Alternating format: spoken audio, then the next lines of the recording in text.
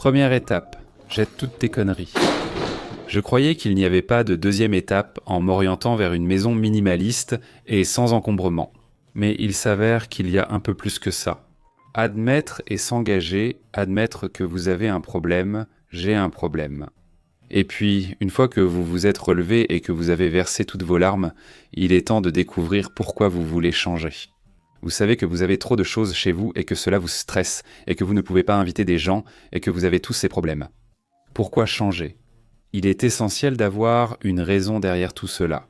Sans cela, les choses deviendront difficiles et vous risquez d'abandonner après un week-end seulement.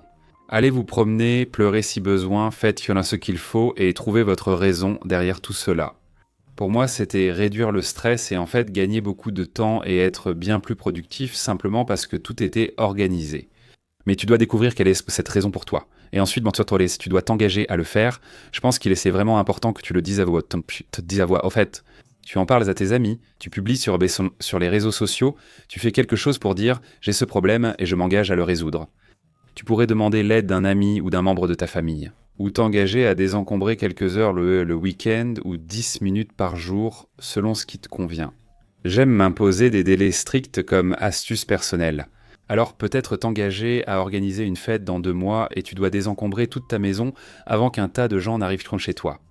Les délais sont une motivation incroyable. Il s'avère qu'on prend toujours exactement le temps qu'on s'est donné.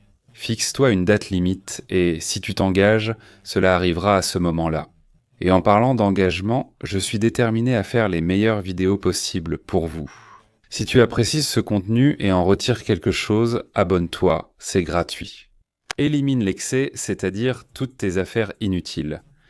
Franchement, c'est la partie la plus amusante et addictive du processus.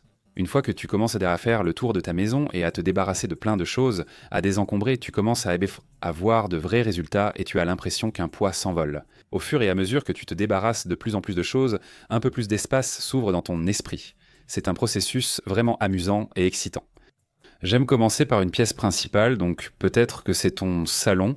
Pour moi, c'est la cuisine, parce qu'une fois que les plans de travail sont dégagés, que les tables sont dégagées et que tout est à sa place.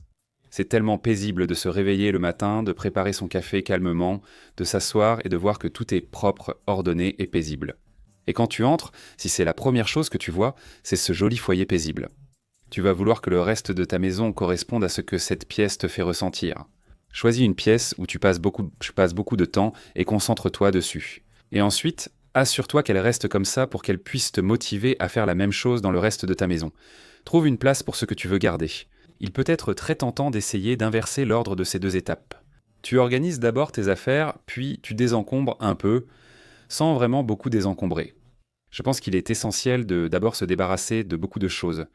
Ensuite, passe en revue et organise tout ce que tu as en attribuant une place à chaque objet. Toutes tes clés, portefeuilles, livres, vêtements à sa place. Et une fois que tout a une place qui lui appartient, quand tu le vois traîner par terre, tu sais exactement où le ranger. Et honnêtement, tu ne laisseras pas traîner des affaires autant si elles ont un endroit où elles appartiennent. Cela semble simple, mais nécessite réflexion et essai. Tu trouves logique d'organiser ainsi. Et il s'avère que c'est juste un processus horrible pour la vraie vie de tous les jours. Personnellement, j'aime utiliser des étagères ouvertes pour m'assurer de ne pas simplement entasser plein de choses dans un placard ou dans un tiroir. Quand c'est exposé et visible, tu dois organiser et garder seulement l'essentiel à cet endroit. Quel que soit ton processus, prends le temps nécessaire et range chaque objet à sa place. Modifie tes habitudes. C'est une autre étape essentielle pour que ta maison reste comme tu veux qu'elle soit. Très désordonnée, je laissais toujours mes affaires traîner partout, même avec peu d'objets. C'est simplement parce que c'était un peu ma façon de vivre. Donc il m'a fallu pas mal de temps pour vraiment changer mes habitudes. Cela peut être par exemple de toujours ranger la vaisselle et d'en faire une règle. Toujours s'occuper de vos papiers dès qu'ils arrivent à la maison et créer un système pour savoir comment vous allez gérer cela. J'aime faire un petit rangement ou nettoyage de 2 à 5 minutes tout au long de la journée et aussi juste avant d'aller me coucher. Donc quand je me réveille le matin, tout est exactement à sa place et je peux attaquer ma journée sans avoir à penser à faire la vaisselle de la veille ou à ramasser mes vêtements par terre.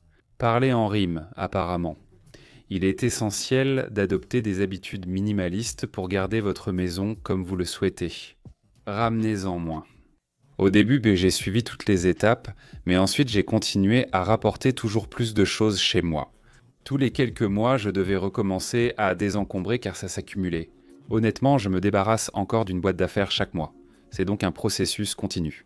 Stopper l'arrivée de choses inutiles est une étape majeure dans ce processus. C'est la racine du problème. Le consumérisme et l'apport excessif de choses. En tant que personne économe, j'ai dû arrêter de regarder les rayons de solde, d'aller dans les magasins d'occasion, tout ce genre de choses.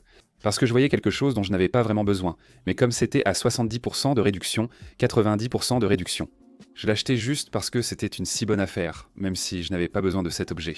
Mais maintenant, j'ai un peu réglé ce problème en allant quasiment jamais au magasin. Je crois que ça fait environ 6 mois que je ne suis pas vraiment allé dans un magasin. Sauf quand j'y vais pour un article précis, je me donne une limite de temps.